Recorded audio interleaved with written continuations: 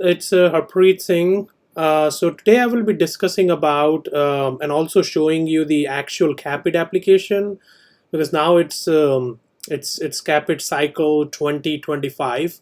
So you have done a lot of work, completed various exams to reach at this stage, and now it's the time to apply for CAAPID starting from March 3rd or after that. So this is if you just go to the website of ADEA, which is American Dental Education Association, which kind of manages the CAAPID portal and also like several other different platforms to apply for a dental school. So this provides kind of a very good information. So they have I think ramp up their website for 2025 cycle. So it includes basically I think the program finder. That's a very great resource. I think in order to see all the schools which are participating in this cycle, we will kind of make a separate video to go through all the schools for 2025 cycle. And also it provides basic information, what you have to collect, your CVs, letter of recommendation, which you can check out our videos which talks about that. And also like basic application instructions, so you can go through it. And then you just want to make sure that you're applying for CAAPID. So basically CAAPID is a platform which is required for foreign trained dentists to apply for an advanced standing dental program. So an advanced standing program is basically you're not going through a regular like a DDS applying for first year of dental school. You are basically will be admitted to second or third year depending upon the school who participate in CAAPID. So just make sure these questions are answered and you kind of go through it. It's just very self-explanatory, so I will not kind of go much into it. Just want to make sure if you're applying for residency, there is a separate platform for that, which is called PASS. And then there is basic information about the fees. So CAAPID platform itself charge means regularly 115, for first is 264, and then there is a separate fees for every school if they have it. Very few schools don't charge additional fee, but many schools, almost like all the schools except like 2-3 who charge a separate fees for like application. There would be supplemental application fee as well, so there would be a lot. So it can be range anywhere from I think 250 to total $350 per school. So it's quite expensive. And also just make sure you have already a dent pin, because if you are coming to CAAPID, I hope you already have passed your IMBDE exam, because that's one of the very basic requirement you should have been have. Okay, let's next see how to kind of open an application. When you click on apply to CAAPID, so you will come on this kind of login page. So basically you have to, so if this is the first time you're coming to CAAPID, then you have to create an account. If it's like a second cycle repeat one, you just log in and just do a sign in again to your whole application.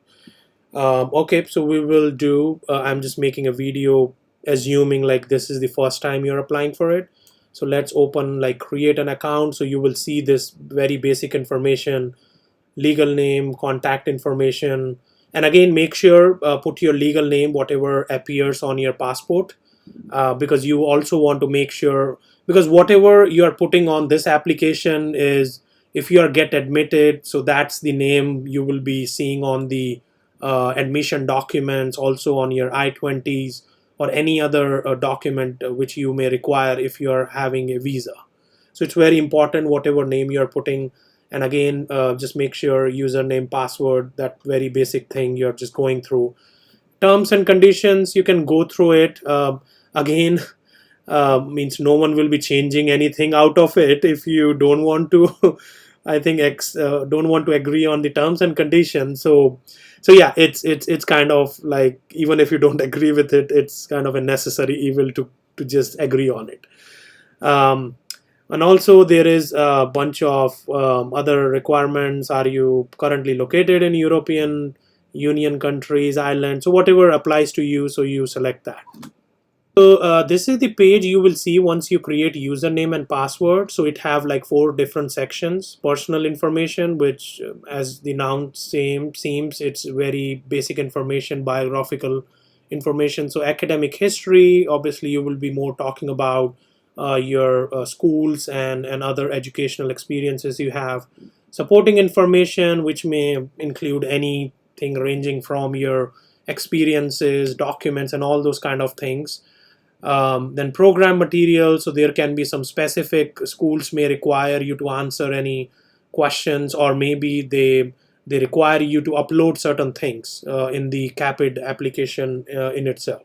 So these are like different sections you will have. Okay, let's go to next page. So it looks like personal information. So there are also some subsection, agreement statement, citizenship information, biographic information, race and ethnicity. Let's go inside. So this is the agreement statement. So basically it's just provides you the conduct which is required during the application process. So this is also some of the requirement the schools have asked the ADEA to kind of mention in the application. Like this is the honest information you're providing in the application, and you're not making false statement, and you are submitting your own application. Everything is true. It talks about your transcripts. Again, the transcripts are required, and without that, obviously there would be an issues, and there is evaluation required for those transcripts. Again, you're basically agreeing to all these code of conduct. So you should go through it and just understand and just have the mindset which the schools require you to while you're going through this process. So you just check this box to yes. There is obviously no option not to do that. And also you have to provide consent that the CAAPID platform can share your information with the schools.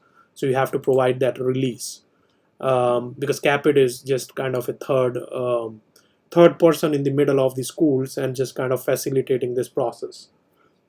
So next is pre-submission release of name and contact information. So it basically means if you want the CAAPID to release your name and your email address to other schools where you have not submitted application yet, basically the whole purpose of this is so the schools can see that okay, you have created a CAAPID account and you are in the process of applying for different schools, just to kind of solicit you, maybe provide you updates or provide information about webinars, because sometimes school during the process provide webinars for student to just kind of provide some insight about how their application process looks like. So if you want to do yes, I will say there is a benefit to do yes, maybe, but it's your own decision. So next is the notice of matriculation status. So which basically talks about that you are providing your authorization to CAAPID to share your name to the schools that you are enrolled in some other school. Like for example, you went through the whole process, you are able to secure a bunch of acceptances, you accepted their offer, and now that school will most probably mark you that okay, you are enrolled at this particular program. If you like to share that information, yes, you can check mark. Means again, it's your decision if you want to do that or not.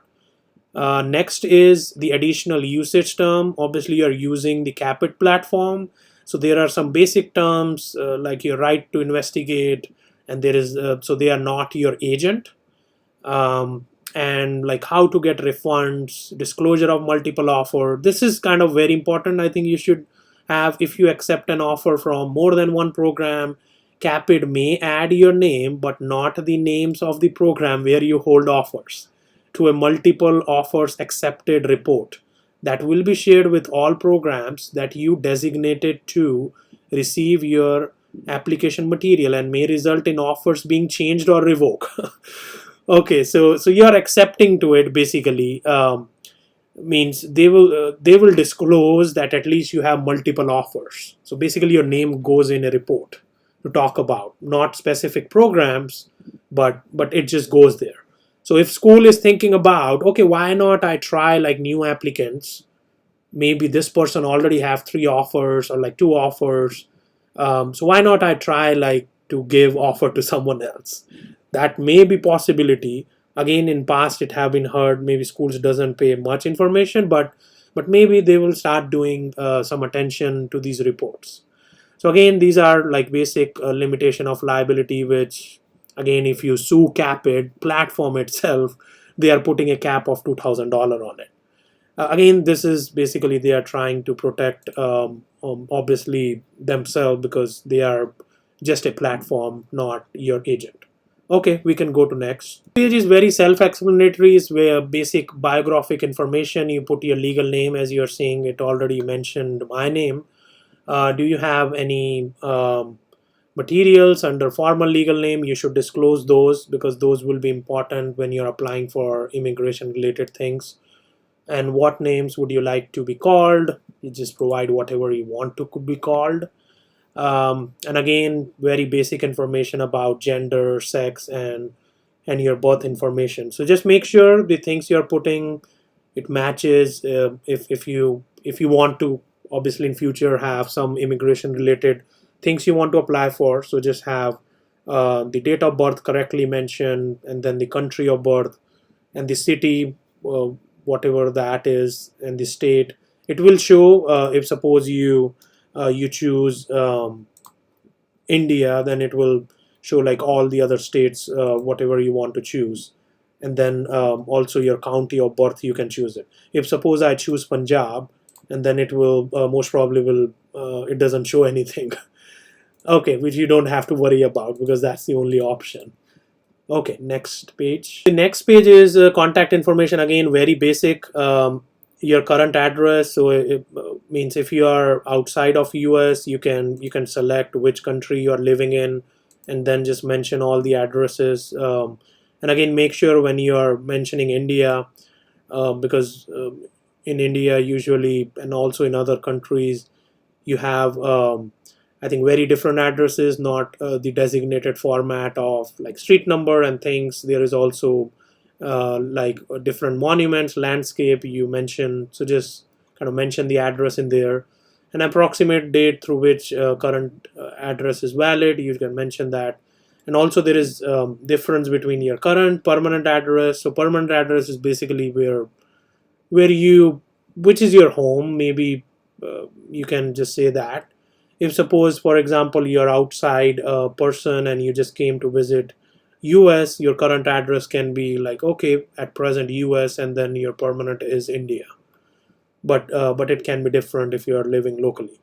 So you just put your preferred phone number. It will automatically shows that. So this is obviously showing my phone number, and also the email address, which is very basic things. Is about citizenship information. So first information is about if you're a US citizen or permanent resident or have some sort of other temporary status. So if you are choosing US citizen, it's very straightforward. You just, I think it automatically chooses you as a United States. Do you have dual citizenship? Again, if you have it, you can mention it.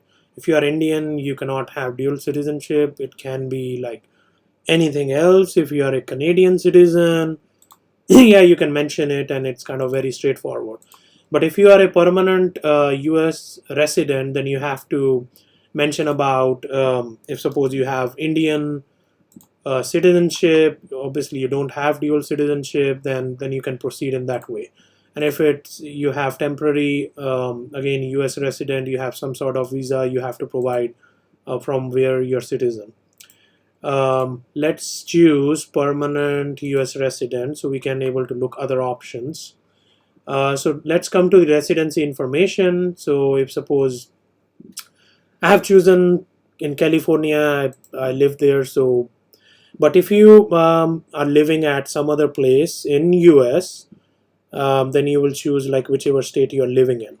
But if you are living outside, then you just choose international, and then you have to then most probably it doesn't show any county. But if you're living in US, then it most probably will ask you what's the county where you're living in. So most probably I think in whichever county you're living in, you choose that, how long you're living in. So all these questions are important, because the schools, because this information goes to schools as well in a report. So the schools would be just going through and just looking at like, okay, how much time this person have spent in US, and at what state this person is. Because sometime yes, many schools give preference to students who are living in their state, because those students are more kind of prone to accept their offers or prone to kind of being well settled if they are living locally, because the adjustment is obviously a lot in moving to other states. So these information becomes important. So you should again just accurately mention. And also it very becomes important because if you are talking something in CV and then you are mentioning, oh, I have lived in one state for 5 years, and you're talking bunch of things in your CV with some different conflicting time frame, this is a very important thing. So you should accurately mention whatever time you have spent. So for example, in US, maybe you have spent 2-3 years, you just mentioned that. In California, same thing, you have been just living since there. So do you have a US visa? Okay, if you don't have it, again, you should just try to provide an explanation what kind of visa you have. You may have H1, H1B dependent visa, or you may have like some sort of other visa, or you maybe have a visitor visa, B1, B2. So if you have suppose some sort of visa, so you need to provide the visa number. It even I will say for permanent residents, you just provide your basic number and also the visa type you have. So basically it will go to I-551 if you are a US permanent resident, and then you just mention who issued you the visa, obviously the consulate and which city. Usually I think immigrant visa, if it is, then it's Mumbai, and then the country, or like whatever information applies to you, then you can mention from which to which date it's valid, who is the visa sponsor, your spouse name, or if it's spouse visa, relative, whatever is that. So you just mention that, and then you just move on to the next page. The page is also very self-explanatory. Ethnicity, obviously if you are not a Hispanic or Latino origin, you choose no, and then you just mention your race, if you're from Asia or whichever background you belong to. It also provides option of these different Asian origins. So I would choose like Asian Indian, then you just go to next page. So the next information is important. It talks requires you to provide dent pin.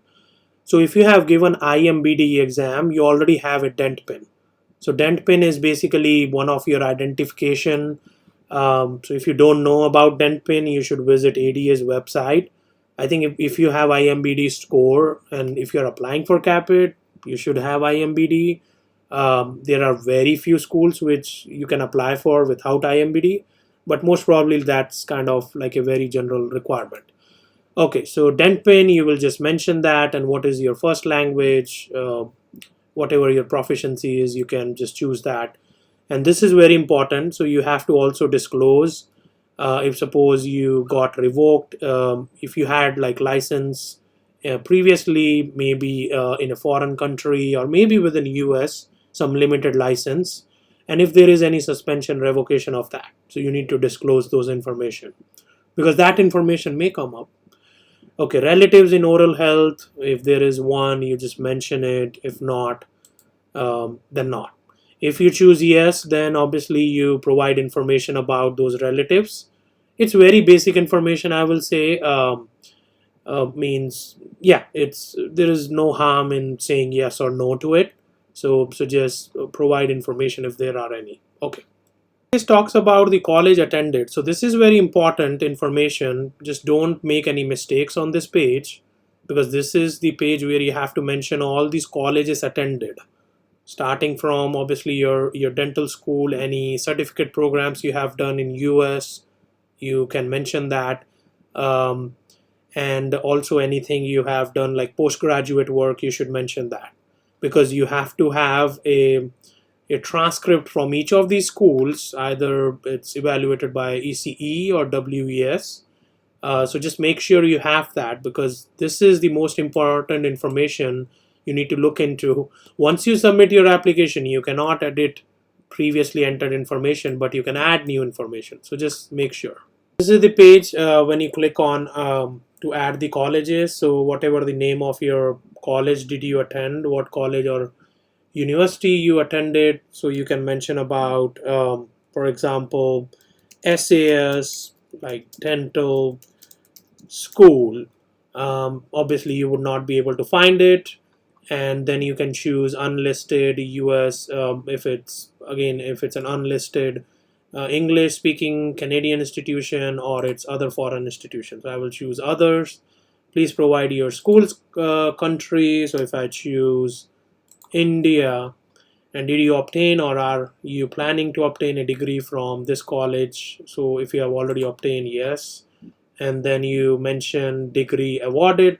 Most probably, I think you should have the degree yet. Or if you are thinking you will be applying for DDS while your BDS requirements are pending, you should kind of think about that, because maybe because most of the requirement is you should have like some, in order to be called like a foreign dentist, you should have your degree completed. But if it's in progress, then you can mention that, okay, what type of degree did you earn? Most probably it's a bachelor of dentistry. Let me see. Okay, dental science or dental surgery. If it's BDS, then you choose that. Then you have to choose when did you earn that degree, the time frame. So the time frame is like when your course completed, and what was your major. So you can choose, it will show dentistry. Most probably it should show that. Okay, let's see. Yeah, so it will show dentistry. You can choose that. Usually in India you don't have minors, but if in your foreign country you have minors, then you accept that. Okay, if there is any additional degree program, you can add that as well. But if not, okay, what type of term systems did this college? So you can choose semester systems. That's usual in foreign countries. Are you still attending this college or university? You choose just that option. Okay, if you're attending, it will just show you to kind of just mention what are the semesters you have attended. If you are not attending, then just you need to mention like what's the first semester and last semester time frame. So basically you are mentioned like when you began your degree, if it's September, and you ended like in June, then you just mention that. If you are not actually sure, just try to look at your education documents, basically your mark sheet. That can be one of the things, or your actual diploma, the certificate, means when you complete your graduated from that program. So yeah, that's the information you have to fill. And again, if there is additional another degree program, you just mention, just start with the same thing and you just start doing and filling up the information. If there is none, then you can kind of just delete this, but just make sure you add all the things. So I will recommend, so even if there is like a certificate program you have done like for dental assisting, and if it's from like a US institution, I will recommend like you can add those. You can able to order transcript, and you are required to do it. So it's always good, if you are in doubt, then just disclose. Okay, then we can look at the next page. I've added the schools which I have to add, and this it's asking for, okay, transcripts are required. You can submit your application before transcripts are received. However, you must submit all required documents in order to complete your application. Okay, so you need to just go at the order section, and you need to just click on ECE or WES. So it will take you to kind of their login page, and just complete this process. So this is important. So usually once you are done adding these, I think it's always good to just do it now, because it takes not much time, maybe like I think a week or so to get these reports into the system, but it's always good to kind of complete it at this point. Okay, I will just say, okay, I will do this later, and let's go to next option. So next page is about dental school details. So you need to mention the name of the institution. If suppose it's anything like Baba Farid University of Health Sciences, you should mention, because in India sometimes the schools are not directly giving the degrees. They are under university. So So you just mention the parent university and then like the college, and next you just mention the country, and the next thing is the degrees, actually the BDS, most probably if it from India it would be BDS, but if you have MDS as well, many people have it. So you choose that, and then you need to mention when is the year you were actually given the degree itself. So most probably, I think it's maybe not immediately, because in India it's like, and also other countries, it's little delayed. So your graduation ceremony is maybe somewhere sometime else, or sometime you receive like a graduation certificate or like a letter just indicating you about like, okay, you will be given this degree. Sometime you receive that in the mail as well. So whatever the year is, you mention that. And if it's an English education, then you mention yes. And first class until graduation, how many years was this program? So if it's a 4 year, like if it's a 5 year program including the rotations or your mandatory internship, there is a one question for that as well. If it includes, then you mention that. And does your dental school use GPS? Most probably in most of the countries it's not, so you choose not. So this section, most I think students may have question about the additional information. So this section is optional. So most probably they are looking at like if you basically about your breaks or any interruption or any explanation you like to give regarding your academic and clinical background. So if there is something like that, you can mention there. Unless if there is nothing like that, you're straightforward a student. There is not much big gaps. Again, a gap of like 2 3 4 months is not much. Like it's not even like a big gap. But if it's a gap of like 1 2 3 4 years, or maybe you went to some other profession, maybe you came back to dentistry, you can kind of give the basic information about like, okay, I graduated from dental school, I completed couple of years of clinical practice, and then something happens in your life, and then you change because of the change in circumstances. Now you're back because of your certain motivations toward dentistry or how your life changed. You can kind of basically mention that. Again, just be sure it's only 600 words, so just be brief on that. Okay, let's go to next page. Next page talks about the previous application and attendance. So you need to be honest. Just make sure you are honestly answering these questions, because yeah, it would be difficult for you to hide any previous things, because in this digital age, means your information still be there. So this talks about if you have previously applied, if you are reapplicant, you basically applied previously, so you choose yes.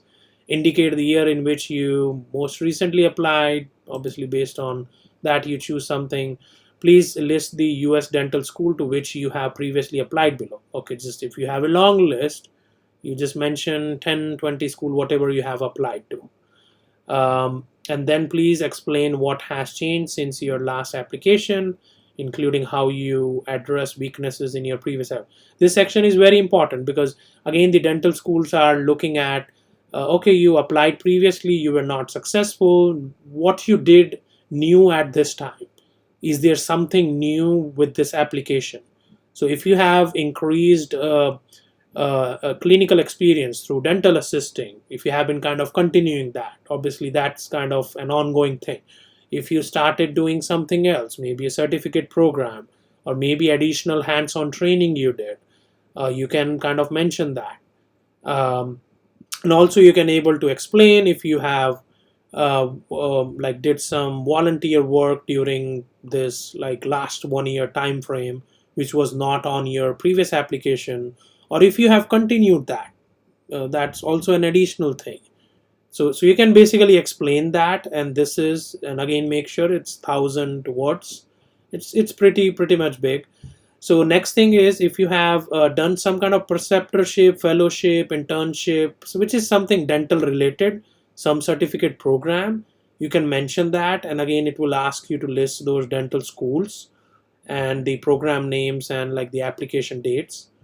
And same thing goes for if you have done some kind of maybe a bachelor, master's, or PhD in some health related professional topics. So you can mention, okay, yes, and again you need to kind of mention that how many programs did you attended.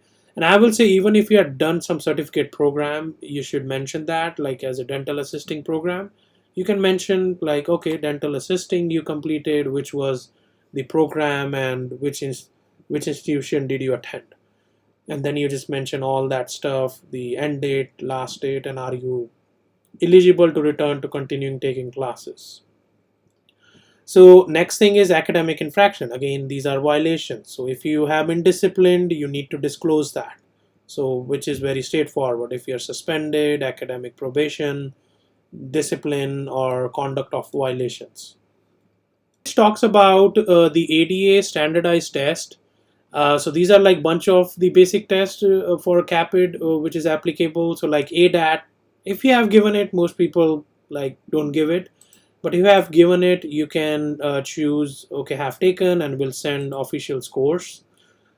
Same thing now, IMBD 1 or 2 is kind of fading away. Many schools now require like IMBDE, so MBDE part 1, part 2.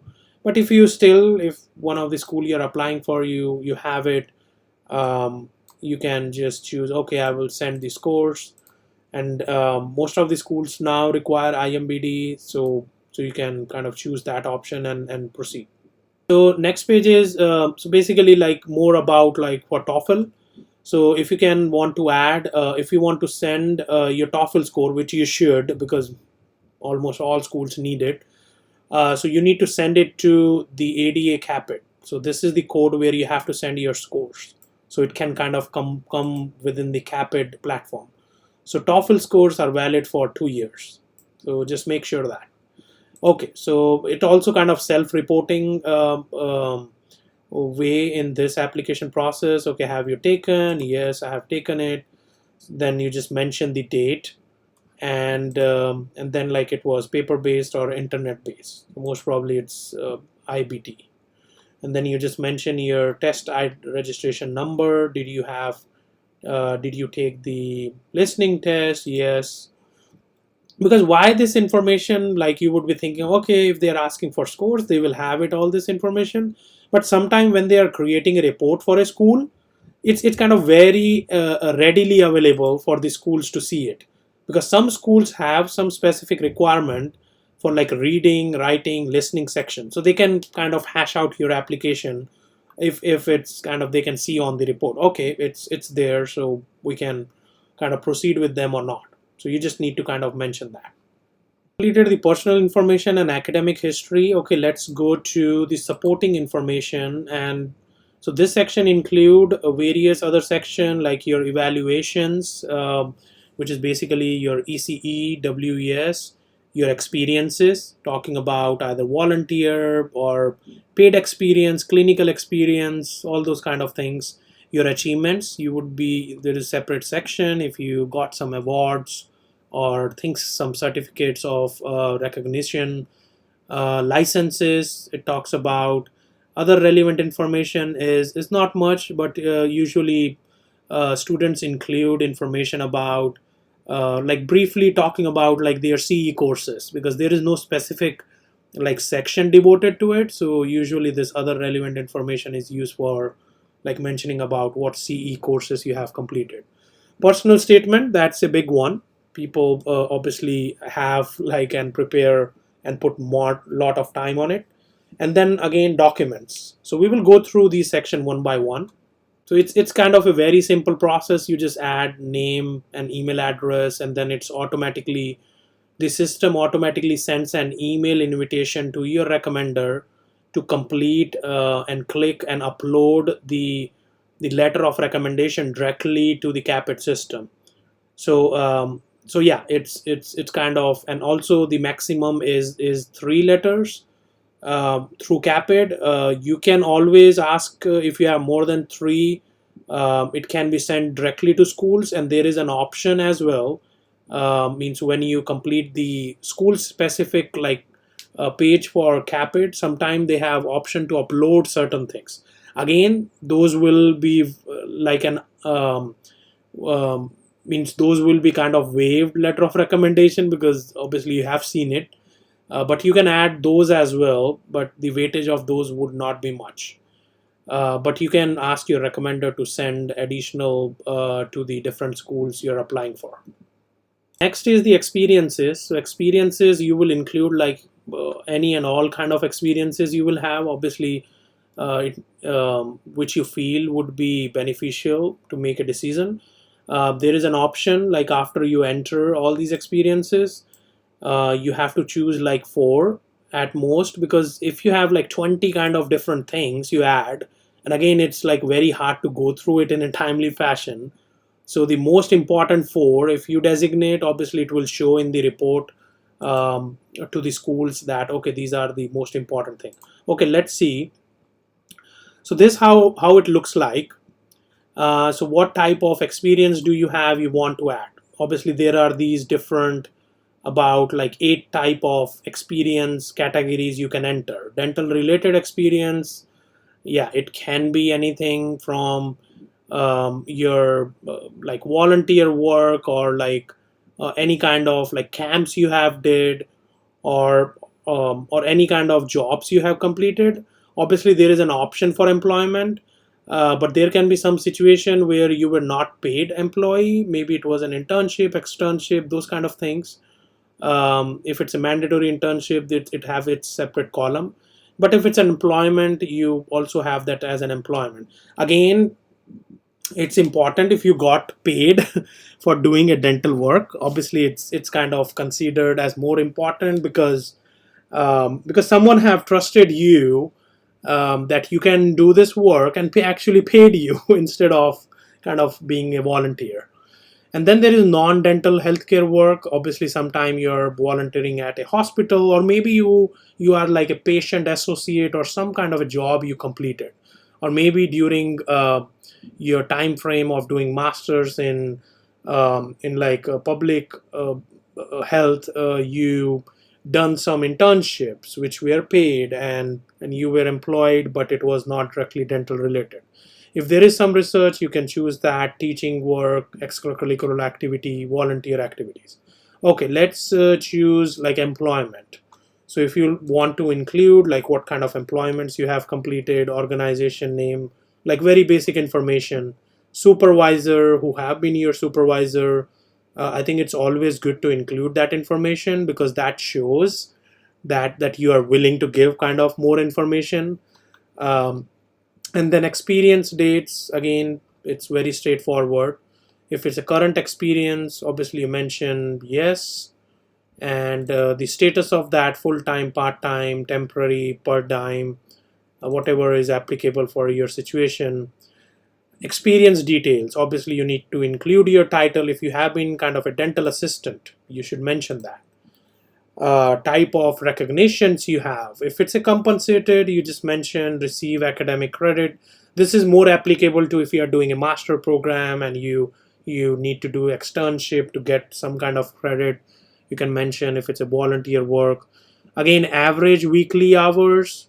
Again, you don't have to pull your hairs to just do this calculation. If you think like for within like a 6 months time frame, you have completed um, maybe couple of hours, or like in a 6 months time frame you have completed maybe like 40 hours, then just calculate like what's the weekly hour it would be. If it's like 4, 5, 6 hours, you just mention whatever that number is, and the system will basically kind of calculate from itself the total hours. Because some schools require, like for example, number of volunteer hours, they are very specific in regards to that. Like some may need like 100 hours of volunteer work or something like that. So it can kind of, they can readily seal it like okay, this is like at least meet our requirement. And then you briefly mention about your responsibilities, again your job description for which you were completing the job. If suppose for some reason you're not able to, I think always job description is always good. Like when you applied, it's always a good idea to save it.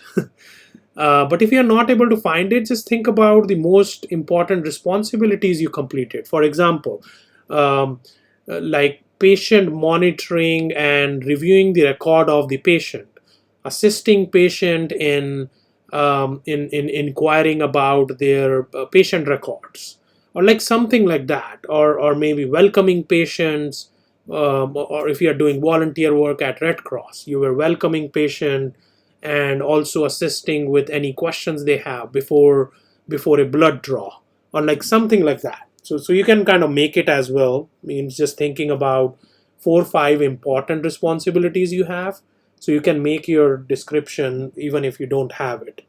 And then always, I think, means I can recommend you should always provide a release of authorization, because that shows that you're willing to release, that you're willing the schools to talk with. I'm not sure how much schools talk with others, but there can be possibility always. So you should kind of provide that authorization. In achievement section, this is basically the section where you can highlight yourself. Obviously, you have received some kind of awards or recognition, so you need to highlight like at least one portion. Okay, add an attachment, achievement. So achievement details, it can be award, publication. So this is also another space if you have some publications in your name, or maybe you have assisted with one, or presentations you have given. So let's see, awards, you just mention, okay, you got like best student award, or like best employee of the month award, or like something like that. Just presenting organization, when it was issued, brief description of like what that award was about. So you can kind of keep adding these, and you would obviously need to kind of have at least one of these highlighted. Well, I have included like community volunteer of the year award. So obviously if there are like bunch of 2 3 awards like that, then you just kind of click on this and it will go golden, so like you have chosen, so it will show kind of up in the report. Section is to add licenses. So you most probably might have some license in a foreign country, a dental license. Obviously this is not for driver licenses. So you choose, okay, dental license, or you may have like some other license, maybe as a physician you may have license. And then you just mention that date, when it was issued, where is the country, if it's, for example, if it's India, and then you upload the copy of your license. So the important thing is, again, to show that you are still kind of continuing with dentistry. It would always be good, even if you're not, I think, means practicing in the foreign country. I think it would be good to keep on renewing it, because that just shows that you are still kind of connected with dentistry with that kind of license. So that's the recommendation, even if you're not living in that country yet. So yeah, you can add in that way and then just move on. This is the section, like this is the other relevant information section I was previously talking about. So you can mention like any other experiences which you were not able to mention at some other space, or any credential you were able to get. So mainly I think because there is no other space to mention about the continuing education, so you can use this section for that. It's like 600 means words. So yeah, I think it's kind of one of the section where you can mention in briefly about like continuing education completed, like for example 100 credit, and then you can briefly mention the top ones, like which you can highlight that you have done, like some kind of bench test preparation course from this and this date. And you can mention about like, okay, you have completed some important CE courses, maybe 7-hour course about like local anesthesia, or like something about that. So this is kind of one of the good space. Another things maybe you can include, if you have attended some conferences, I will say just attending in itself should not be like a big thing, but you maybe volunteered at one of the presentation or the booth space, or you have like participated, or maybe you have like something called like a podcast. So some kind of information which is kind of relevant for this dental application, so you can include here. This is a personal statement. So this is kind of the big document you have been kind of thinking about throughout your last 3-4 months. And this is how you have to kind of copy and paste in this box, whatever you have created. So this is basically like a common response which will go to all the schools. So you need to understand that. So they also specifically mention you should not make the essay program specific, as it will be provided to all the schools.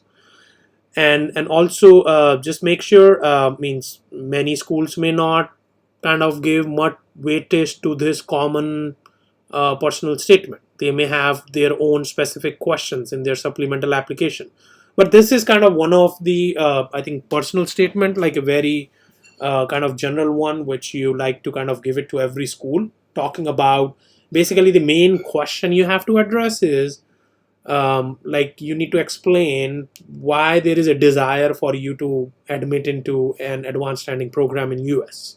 That's the main like holistic question. So you need to think about like what's your passion, and how you can show on the paper in regards to answering this question. So there is separate video we have talking about the personal statement, and like various ways, and like some tips, and also certain mistake which Shilpa was encountered while she was doing it, and how you can kind of avoid those mistakes.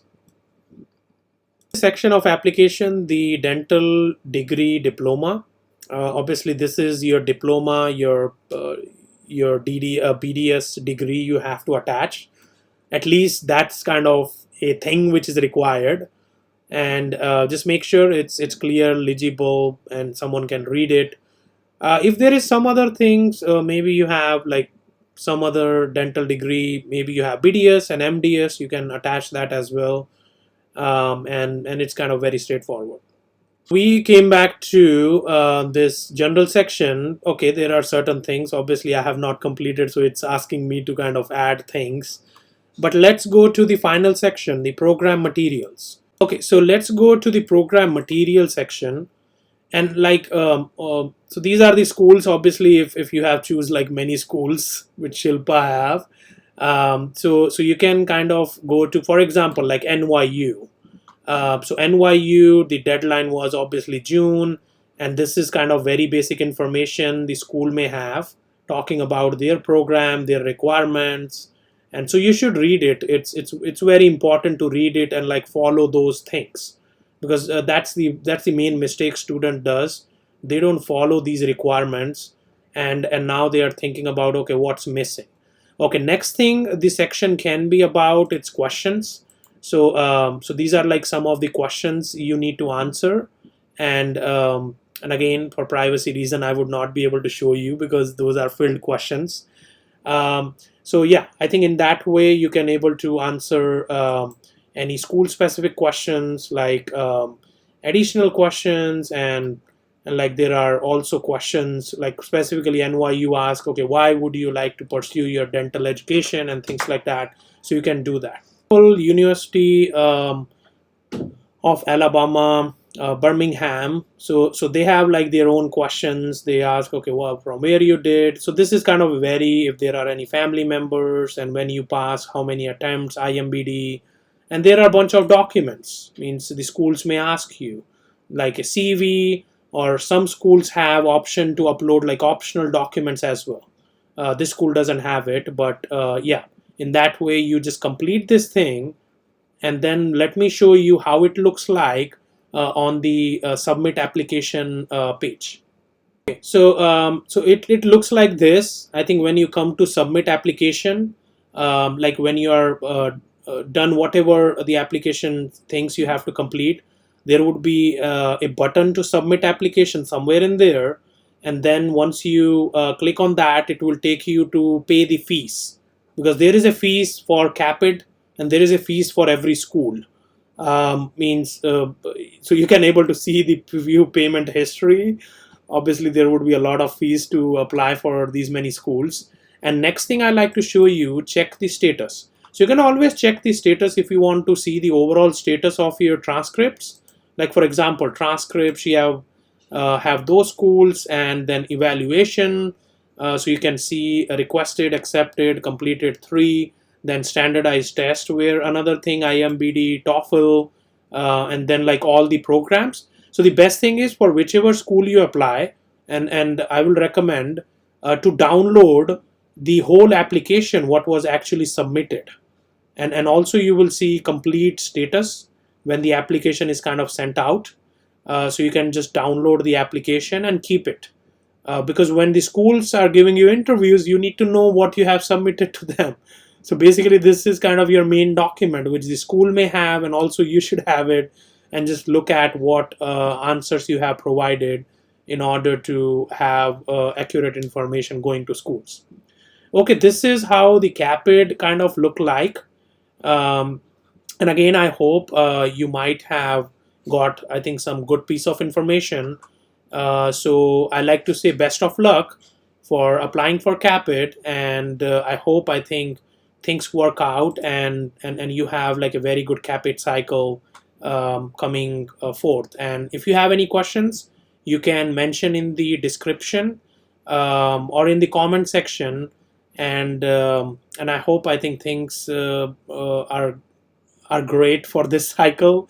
And I will make a video as well for the program finder section in order to kind of go through the schools, so you can see how many schools there are. Last time in 2024 cycle there were about like 42 schools.